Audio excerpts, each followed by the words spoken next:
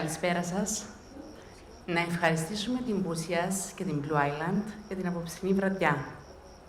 Ευχαριστώ πάρα πολύ για αυτό το βραβείο. Έχει γίνει πάρα πολλή δουλειά για το CO2 και είμαστε πάρα πολύ χαρούμενοι που προσφέραμε κι εμείς σε ένα νέο αέριο στην Κύπρο, το οποίο εξοικονομεί 35% εξοικονόμηση στο ρεύμα και επίσης στο περιβάλλον. Ευχαριστώ πάρα πολύ για ακόμη μια φορά.